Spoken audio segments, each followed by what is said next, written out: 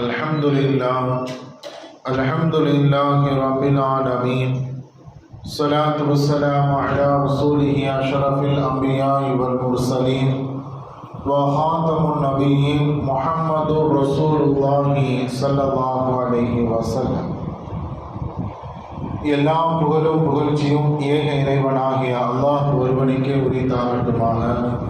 அன்பிற்கும் இறைநேசத்திற்கும் உரித்தான அல்லாஹுவின் நல்லடியார்களே, அருமை நாயகம் ஸல்லல்லாஹு அலைஹி வஸல்லம் அவர்களின் பரக்கத்தும் பாக்கியமும் நிறைந்த உம்மத்துமார்களே, அல்லாஹுவின் அருளால் ரமலான் மாதத்தில் 8 நோன்புகளை நிறைவு செய்து இன்றைய இரவு 9வது தராவியை முடித்துவிட்டு நாம் எல்லாம் அமர்ந்திருக்கின்றோம். தொடர்ந்து அல் குர்ஆனினுடைய வசனங்கள் நமக்கு மத்தியில் ஓதப்பட்டு கொண்டே இருக்கின்றது. நிறைய செய்திகள் அல் குர்ஆன் தன்னுள் தாங்கி இருக்கின்றது. அந்த வசனங்களை எல்லாம் செவிமடுக்கும் பொழுது தன்னுடைய சிந்தனையில் அல் குர்ஆன் இவ்வளவு பெரிய விஷயங்களை எல்லாம் ஆதம் அலைஹிஸ்ஸலாம் அவர்கள் முதற்கொண்டு கியாமத்து நாள் வருகின்ற வரை யாரெல்லாம் எவ்வாறெல்லாம் சிந்திப்பார்கள் என்ற சிந்தனைக்கெல்லாம் மிகப்பெரிய முற்றுப்புள்ளியும் அதற்கான மிகப்பெரிய பதிலும் அல் குர்ஆன் தான். அவ்வளவு பெரிய செய்திகள் எல்லாம் வச்சிருக்கு. அன்புக்குரித்தானவர்களே, இன்று ஓதப்பட்ட சூரத்துல் அராஃபினுடைய கடைசி வசனங்களும் சூரத்துல் அன்ஃபால் என்று சொல்லப்படுகின்ற வசனமும் சூரத்துல் தௌபா என்று சொல்லப்படுகின்ற இறை வசனங்களும் இன்று நமக்கு மத்தியில் ஓதப்பட்டது. பல்வேறு விதமான செய்திகளை அல்லாஹ் அல் குர்ஆனில் சொல்கின்றான். கனிமத்து பொருட்கள் யுத்தத்தில் கடந்து எதிரிகள் விட்டு சென்ற அந்த பொருளை ஸல்லல்லாஹு அலைஹி வஸல்லம் அவர்களுக்கும் இந்த உம்மத்திற்கும் அல்லாஹ் ஹலாலாக்கினான். அது 5 பங்கு வச்சா ஒரு பங்கை ஸல்லல்லாஹு அலைஹி வஸல்லம் குடும்பத்துக்கு கொடுத்துருங்க, அஹ்ல பைத்துக்கு சொந்தம் என்று. வஅலமு அன்னமா கனிம்தும் மின் ஷைஇன் ஃபஅன்ன லில்லாஹி ஹுமுஸஹு வ லிர்ரசூல், அல்லாஹ்வுக்கும் ரசூலுக்கும் ஒரு பங்கை கொடுத்துருங்க அப்படின்னு சொல்றான். அதே போன்று தொடர்ந்து வசனங்களில் அல்லாஹ் சொல்வான், 2 உள்ளங்களுக்கு மத்தியில அன்பை விதைப்பது யாருன்னா அல்லாஹ் தான். நீங்க எத்தனை கோடியாக உலகத்தை நீங்கள் கொட்டி கொடுத்தாலும் 2 உள்ளங்களுக்கு மத்தியில் பாச பிணைப்பை அன்பை ஏற்படுத்துவது யாருன்னா அல்லாஹ் தான். அல்லஃப பைன குலூபிஹிம் லவ் அன்ஃபகத மா ஃபில் அர்தி ஜமீஆ, இந்த பூமியையும் இந்த பூமியில் உள்ள அனைத்தையும் நீங்கள் செலவு செய்தாலும் 2 உள்ளத்திற்கு மத்தியில் அன்பை என்ன செய்ய உங்களால விதைக்க முடியாது. வலக்கின்னல்லாஹ அல்லஃப பைனம், என்றாலும் அல்லாஹ் தான் விதைக்கின்றான். இந்த செய்திகள் எல்லாம் நாம் கடந்த வருடங்கள் கூட நாம் ஞாபகப்படுத்தினோம். இன்று ஓதப்பட்ட அல் குர்ஆனின் வசனங்களில் நமக்கு வஅஇது லஹும் மஸ்ததஅதும் மின் குவத்தின் வ மின் ரிபாத்தில் கைலி துர்ஹிபூன பிஹி அதுவல்லாஹி வ அதுவக்கும் என்ற அந்த இறை வசனம்.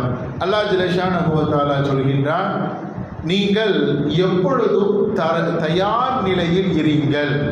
எதிரிகள் உங்களை தாக்குவதற்கு முன்பதாக குதிரைகளையும் உங்களுடைய படை பட்டாளங்களையும் தயார்படுத்தி வைத்துக் கொள்ளுங்கள். வஅதுக்கும் வாஹரீன மின் தூனிஹிம் லா தஅலமூனஹும் அல்லாஹு யஅலமுஹும், எதிரிகள் சிந்தனையில என்ன இருக்குன்னு உங்களுக்கு தெரியாது, அல்லாஹ் தான் அறிகின்றான். நீங்கள் தயார் நிலையிலேயே நீங்கள் எரியுங்கள் என்ற இந்த இறை வசனம் உண்மையில் ஒரு சரியான தற்காப்பிற்கும் அதே போன்று ஒரு விஷயத்தை முன்னேற்பாடோடு நாம் நடந்து கொள்ள வேண்டும் என்பதற்கு இந்த இறைவசனம் மிகப்பெரிய சான்றாக அமைகின்றது. அன்பு குறித்தான அல்லாஹ்வின் நல்லடியார்களே, ஒரு எதிரிகள் நம் யுத்த களத்திற்கு வந்து நம்மை தாக்கிய பிறகு நாம் என்ன செய்வது என்ற சிந்தனையை கடந்து அதற்கு முன்பதாகவே தயார் நிலையில் இருக்க வேண்டும். ஒரு பிரச்சனை ஏற்படுது அப்படின்னா அது வந்த பிறகு அதை சமாளிப்பது என்பது ஒரு ரகம் என்றாலும் அதை வருவதற்கு முன்பதாக அதை எவ்வாறு கடப்பது, அப்படி ஒரு பிரச்சனையே இல்லாம ஆக்குவது எப்படி என்று சிந்திக்கின்ற அந்த தயார் நிலைதான் மிகப்பெரிய புத்திசாலித்தனம். அதை தான் இந்த ஆயத்து சுட்டி காட்டுகின்றது. நீங்க முன்னாடியே தயார் நிலையில நீங்க எல்லா விதத்திலையும் உங்களை நீங்கள் பக்குவப்படுத்திக் கொள்ளுங்கள், உங்களை தயார்படுத்திக் கொள்ளுங்கள் என்று அல்லாஹ் ஜல்ல ஷானஹு வ தஆலா இதை சுட்டி காட்டுகின்றான். இதற்கு அழகான வரலாறு ஸல்லல்லாஹு அலைஹி வஸல்லம் வாழ்க்கையில இருக்கு. அகல் தோண்டப்பட்ட ஒரு யுத்த களம் நமக்கு தெரியும். குறைஷிகள்ல இருந்து ஒரு 6 கோத்திரத்தார்களும் சேர்ந்து கிட்டத்தட்ட ஒரு 10,000 எதிரிகள் மக்காவில் இருந்து மதீனாவை தாக்குறதுக்கு வந்தாங்க. இந்த செய்தியை கேள்விப்பட்டோன்னு ஸல்லல்லாஹு அலைஹி வஸல்லம் தோழர்களை எல்லாம் அழைத்து ஆலோசனை செஞ்சாங்க. இப்படி மக்காவில் இருந்து மிகப்பெரிய எதிரிகள் வர்றாங்க, என்ன செய்யலாம்? உடனே பாரசீகத்தை சார்ந்த சல்மானுல் ஃபாரிஸி ரலியல்லாஹு அன்ஹு சொன்னாங்க, யார் சொல்லலாம், நம்மளை சுத்தி நாம ஒரு அகல் தோண்டிக்கணும். பெரிய குழியா நம்ம தோண்டிட்டோம்னா எதிரிகளால் நம்மை நெருங்கவே முடியாது என்று மிகப்பெரிய ஒரு ஆலோசனை கொடுத்தாங்க. ஸல்லல்லாஹு அலைஹி வஸல்லம் ஏற்றுட்டார். அதே போன்று மதீனாவை சுற்றி யாரும் வர முடியாத அளவிற்கு மிகப்பெரிய ஆழமான அகல் தோண்டப்பட்டது.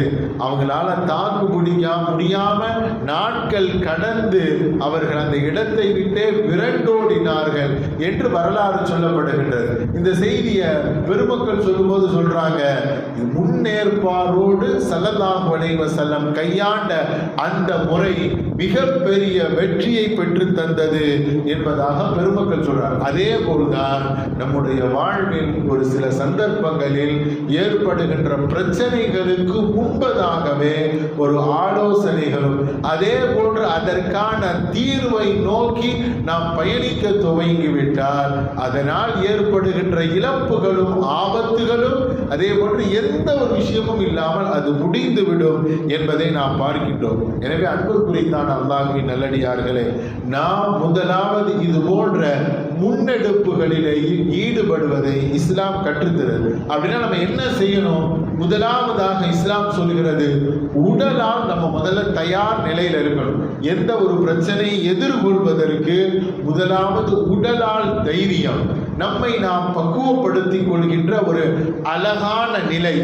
இரண்டாவது ஒரு ஆயுதங்களை வச்சுக்கிறது, கொள்றது, நாம நம்மளை பக்குவப்படுத்துவது. மூன்றாவது இறையச்சத்தால் மனதை தூய்மைப்படுத்தி கொண்டு அல்லாஹுவோடு இணைகின்ற அந்த ஒரு தந்திரம். இந்த மூன்றும் ஒரு சேர நம்மிடத்தில் இருக்குமையானால் எந்த பிரச்சனைகளும் எந்த விதமான பேராபத்துகளும் நம்மை தொட முடியாது. அதற்கு முன்பதாக இறைவனுடைய உதவியை நாம் கண்ணேற பெற முடியும் என்பதில் எந்த ஒரு சந்தேகம் இல்லை. அதை தான் இந்த வசனம் சுட்டி காட்டுகின்றது. உங்களை நீங்கள் எந்த நிலையிலேயும் சக்தி படைத்தவர்களாக தயார்படுத்திய நிலையில் வைத்துக் கொள்ளுங்கள் என்று அல்லாஹ் நமக்கு சுட்டி காட்டுகின்றான். வல்ல நாயன் நம்முடைய வாழ்வில் உடலாலும் மனதாலும் பொருளாலும் எல்லா விதத்திலேயும் நம்மை பலப்படுத்திய மக்களாக வல்ல நாயன் நம் அனைவரையும் ஆக்கி அருள் புரிவானாக. ஆமீன். வாஹிர் தஅவானா அல்ஹம்துலில்லாஹி ரப்பில் ஆலமீன்.